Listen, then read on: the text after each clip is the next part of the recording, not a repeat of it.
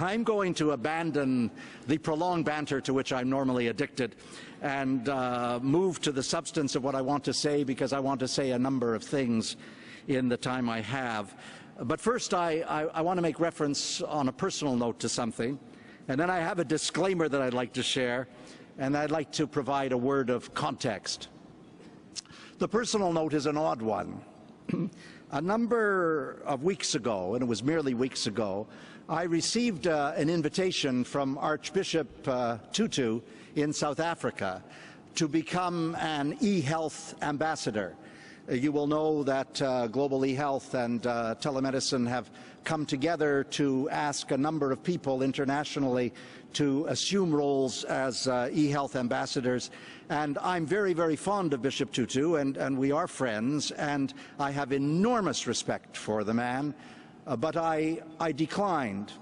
And the reason I declined, and because it will speak to something I say later on, is that when I asked for the list of e-health ambassadors, I saw that it was weighted almost exclusively to men.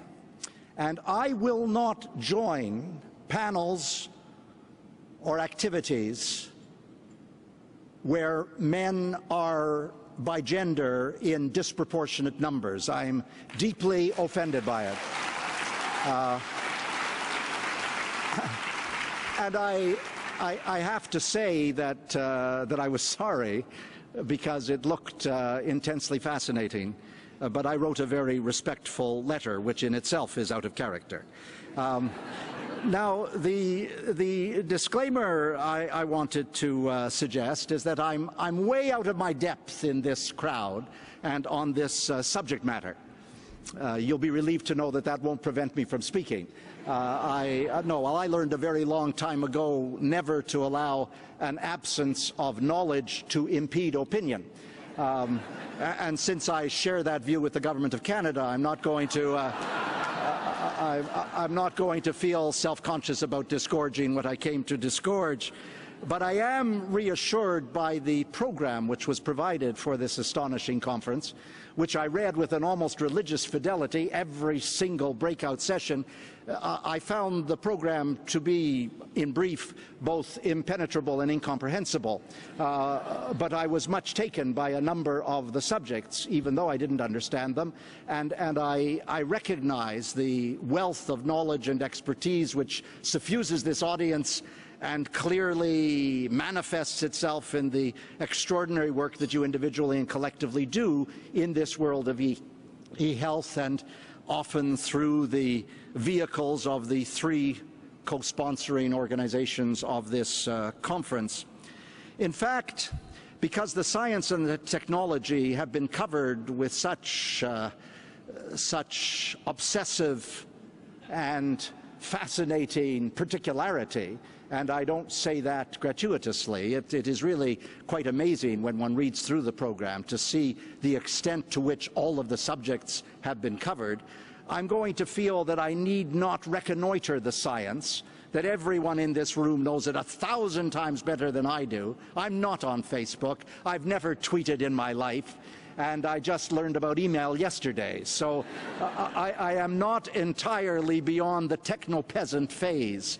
And I want you to allow the milk of human kindness to flow through your veins and treat me with compassion. But I'm assuming that the technology and the wealth of experience in the room will exempt me from pretending to cover subject matters that I couldn't possibly handle.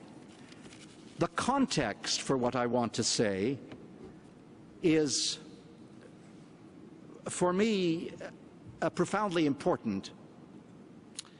Every document I read in pulling together my thoughts for this opportunity alluded at one point or another to the costs.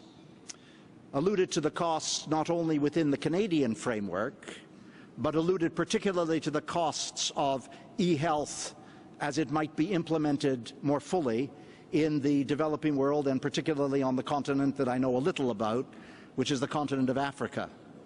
And the costs were clearly of a dimension that precluded some of the things which governments and people involved in the technology and academics and activists wish to do.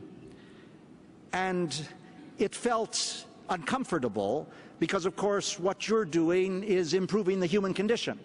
What you're doing is making it possible for personal and population health to flourish in a way it would not otherwise flourish, and to be accessible in a way it would not otherwise be accessible.